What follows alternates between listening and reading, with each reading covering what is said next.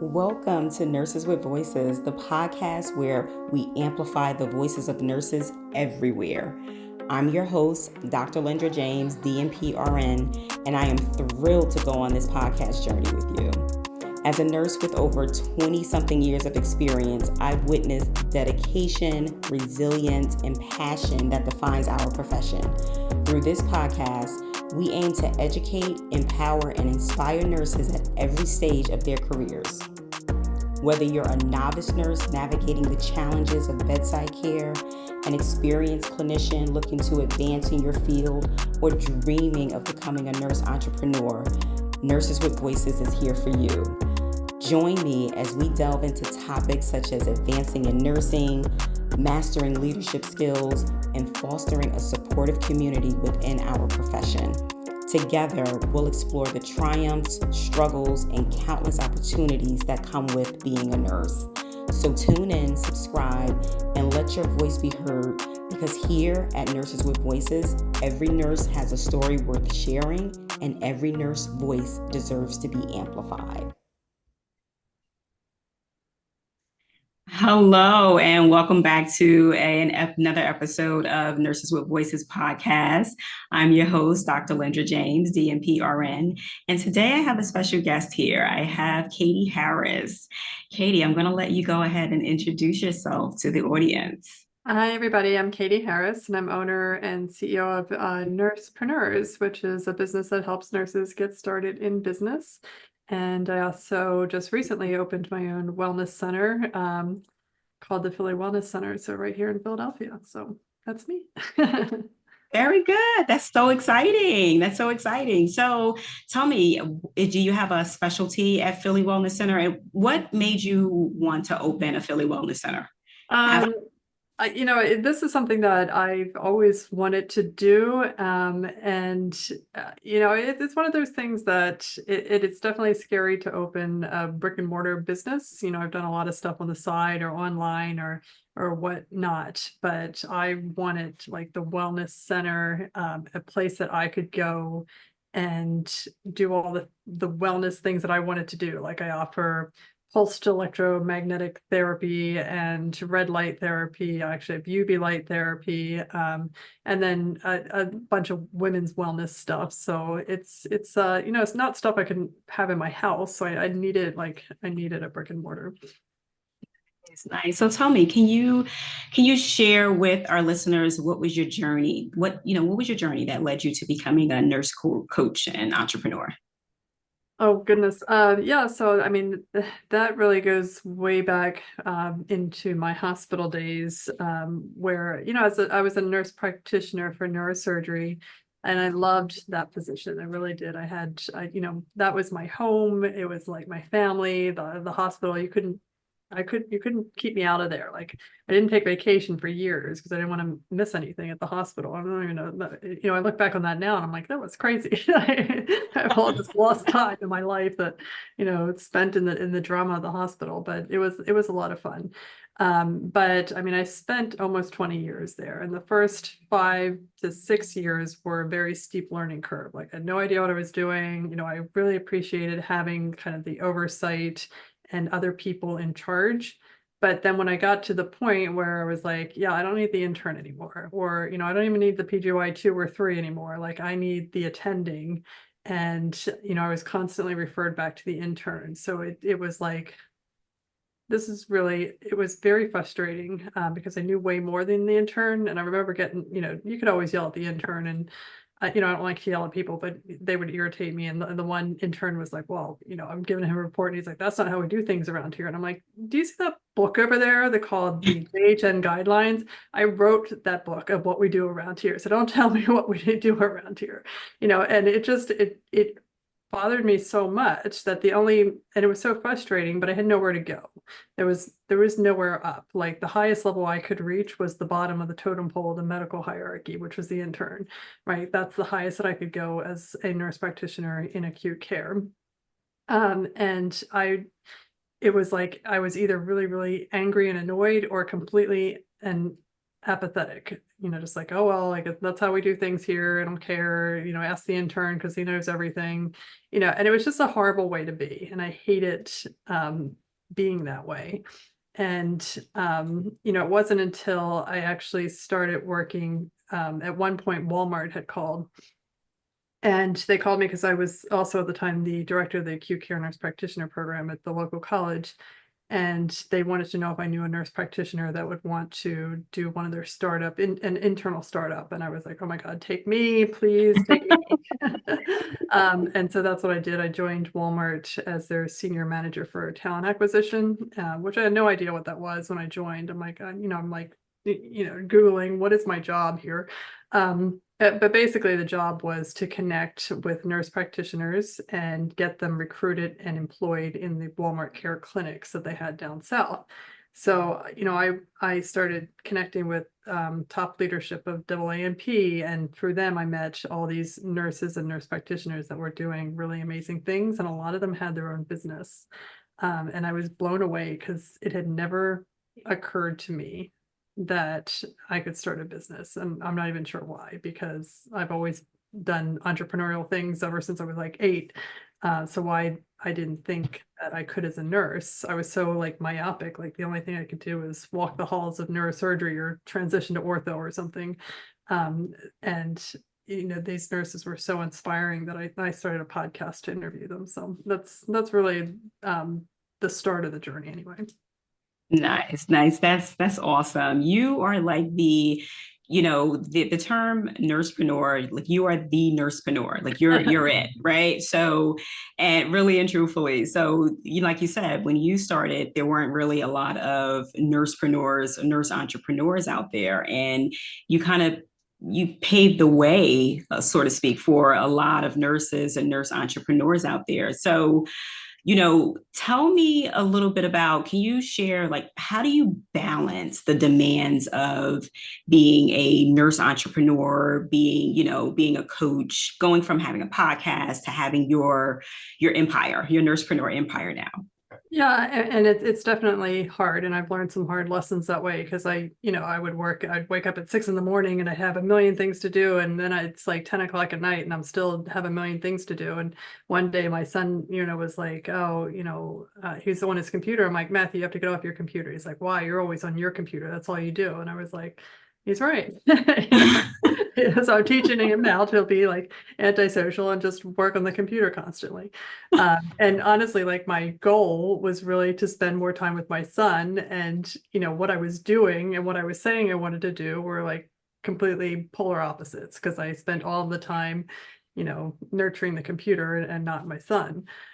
So I had to put some boundaries around that. So, and that was hard because it required me to, one, hire people, train them, trust them, and, and grow that way, which is really hard, especially when you're doing everything yourself for the longest time. It's like, nobody can do what you can do. They can't do it the way that you can do it. They probably can't. They may or may not be able to do it as well as you can do it.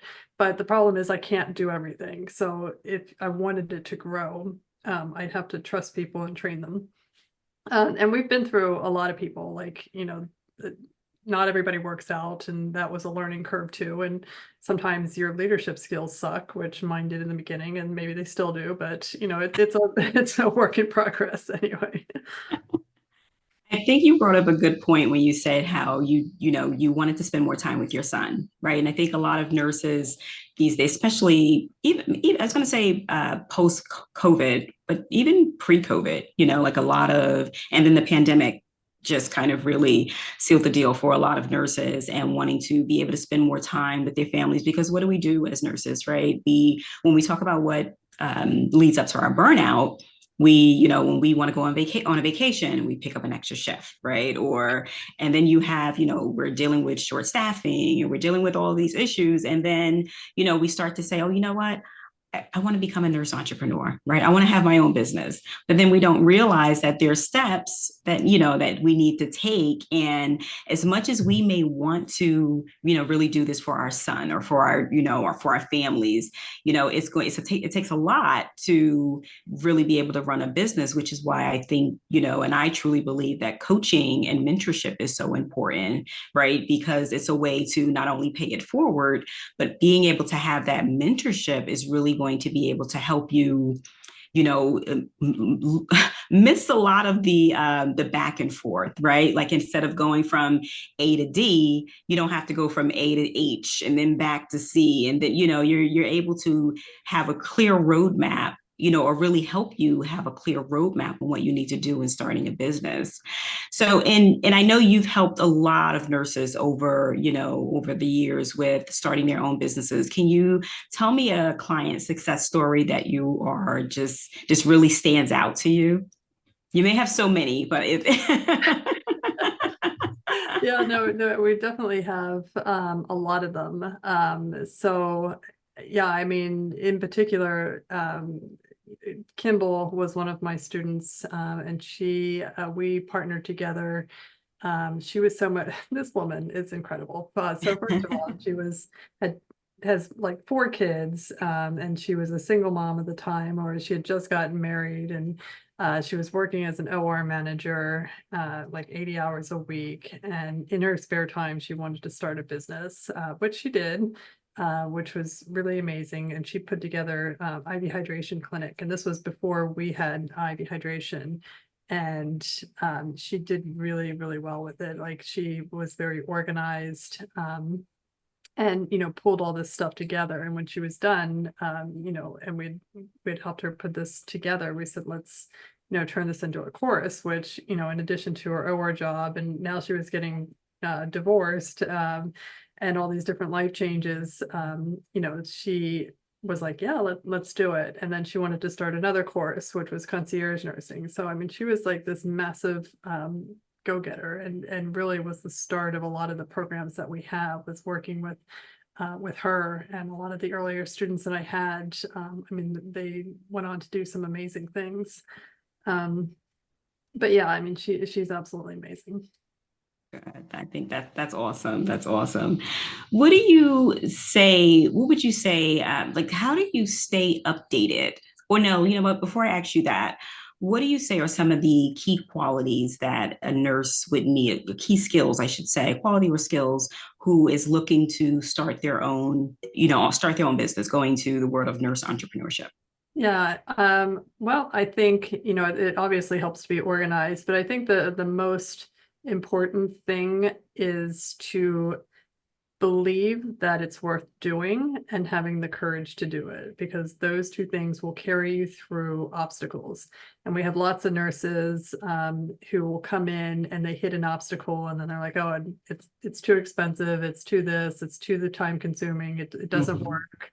And they kind of drop out. And I'm like, well, you can't drop out in the first obstacle. Like there's always going to be obstacles, and the universe is going to put them in your way. And the test is, can you get over this obstacle? And the people who are successful, it's not that they don't have any obstacles. It's just they don't.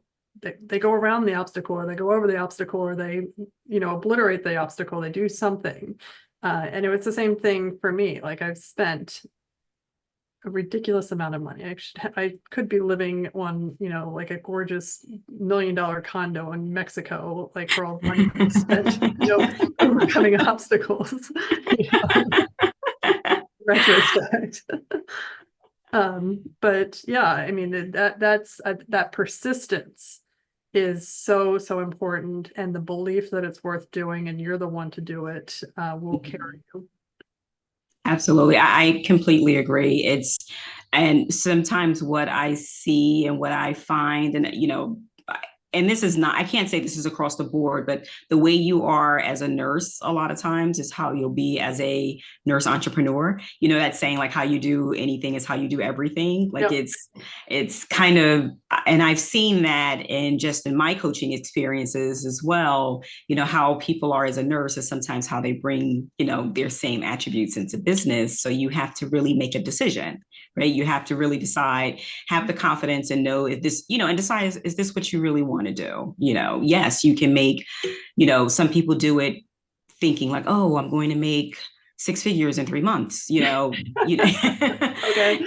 and, you know, yes, you can get there, but you have to really put the dedication and the commitment into it. So that's a huge piece of it. Right. And it depends too, because like, you know, there's some nurses that come into it that luck into a very hot market and they open up, Mm-hmm. just everything falls into place. But I would Absolutely. say those are the outliers. Like Mm-hmm. the majority of the nurses that we've had have opened a clinic or, you know, some kind of program.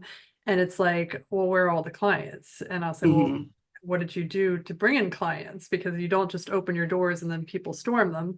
It's like you have to go out and partner with people and you know, meet people and get into the community and talk to people. And like that is your marketing. I mean, you don't have to buy Facebook ads off the bat, but you know, they certainly help and they bring things in faster.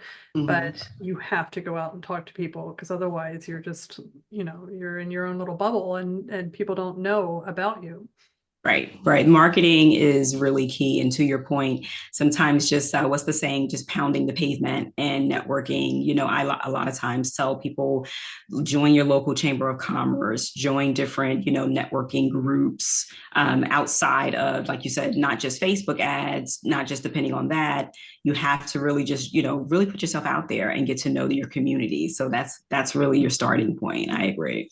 What would you say is how do you stay up to date with all the latest trends in nursing to be able to help your clients be successful? Yeah, that gets hard too. Yeah, and again, I think that's part of, you know, going to conferences and networking and knowing what people are doing. You know, I've had a lot of conversations, you know, with nurses that, I mean, they call us and they're interested in partnering in things, and I'm like, oh, I've never heard of that before, and I love those conversations. So, you know, it's really exciting to hear about that kind of stuff. But yeah, I mean, conferences and whatnot, and just being in these communities too. Like we've learned a ton from our own Facebook community in Nursepreneurs, because the nurses will bring stuff up, and I'm like, you know, Casey, you know, is Googling stuff for us, and she's like, "Have you ever heard of this?" And I'm like, "No, I've never heard of that before." But you know, that's really neat. And some of the stuff I've actually bought for the clinic, you know. Oh, nice, nice. I was like, oh, I never heard of that. I like that. What would you say technology plays in nursing or in entrepreneurship? So technologies like AI and stuff to help Right. us, or, you know, Right. So okay. like AI, different systems to use, like CRM systems. Yeah, I mean, and I've fallen into this trap as well. Like the system is only as good as how you organize it, right? So you could have a very robust system, which we absolutely do with our NOLA marketing system. It's Mhm. extremely robust, but the problem is it's like if you don't organize it properly, you don't know how to use pieces of it, it could just be a cluster as well. And that's how we started out, because you know we didn't know what we were doing with it, and I'm like, you know, it was junk in, junk out, basically, because none of the numbers made any sense. We couldn't really use it for sales because then we weren't tracking things the right way. So it still requires strategic thinking to organize it. And then once you know what you're doing and what your goal is, then Mhm. you can implement different technology to assist you. But it's not going to replace you, and it's not going to set itself up for you. You have to know what it is that you want.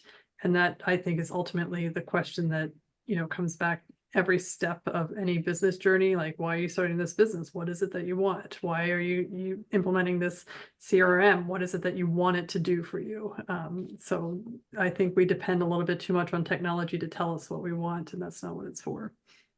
That's it's the world that we live in. When I look at the different generations, when we talk about the millennials, the Gen Zs, they're technology. They're really technology focused, and AI has just really has been a game changer Yeah. for a lot of businesses, for healthcare in particular.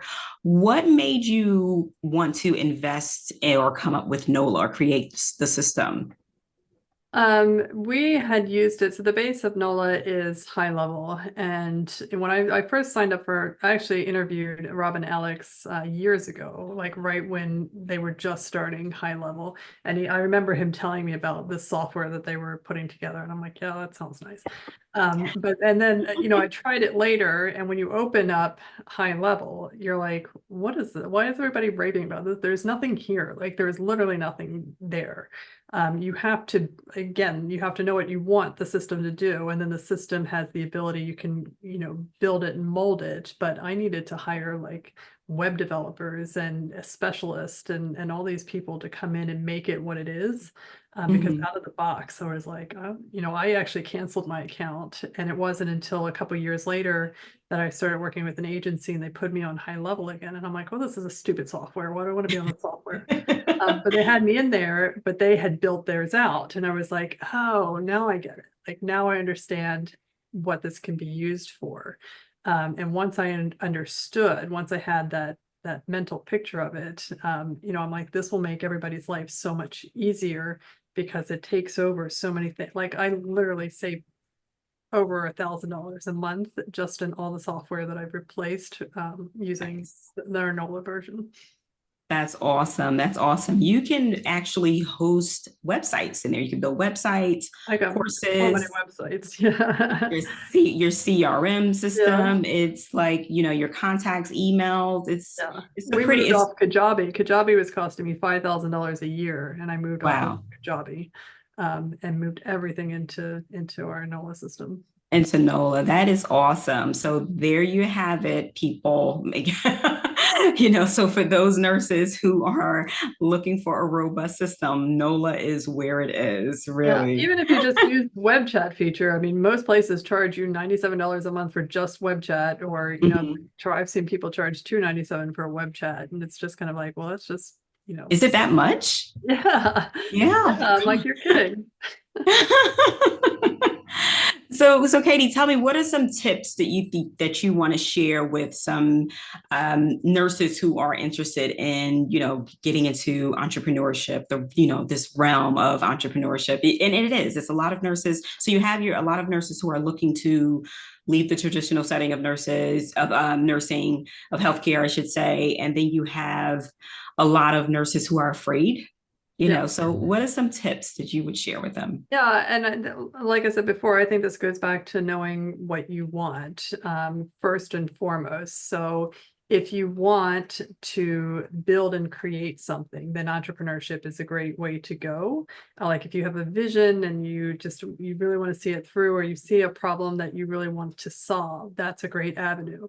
If you just want to build wealth, there's a lot of different ways to go about it, and entrepreneurship is not exactly the first step I would take in wealth building, right? Like if you want to Mhm. build wealth, you can invest in companies, you can buy real estate, buy crypto. I'm not suggesting you do any of these things, but they're just different opportunities there's different ways to build wealth. But for me, instead of investing in the stock market, I have taken all of my money and pretty much all of it out of the stock market and have invested it in my two businesses. So I've invested all my money in me, and the expectation wasn't, in 3 months I'm going to pull it all out and I'll have $1 million. The expectation is in 10 years, maybe I sell it all for $20 million or something. Mhm. But everything depends on me. And that outcome depends on how much I invest now and devote and have the vision to move it forward. So I think that all starts with knowing what you want. So if you just want more money, work more shifts, or get into home care or something, or whatever, go work for the cruise lines. There's different places. You don't have to stay in the hospital. But if you want to build and invest in yourself, then entrepreneurship is a good start. Very good. That's amazing. I think you said it perfectly. And when you think about wealth building, I have to thank you for being a part of our health and wealth series. And this is exactly what we're going to be talking about during our Health and Wealth Expo, our virtual summit on March 23rd and 24th. So thank you so much, Catie. Thank you so much for joining us today. It's just been such a pleasure, such a pleasure. Tell me, how can people reach you? How can people reach Catie Harris? They can find us at Nursepreneurs, and all our social media handles are at Nursepreneurs. So yeah, nursepreneurs.com. Very good. Well, thank you so much for being here today. It's been such a pleasure. I've enjoyed talking with you and letting you drop all of these gems, all this information on our audience. I know they had some great takeaways, and thank you for the tips as well. Yeah, thank you. All right.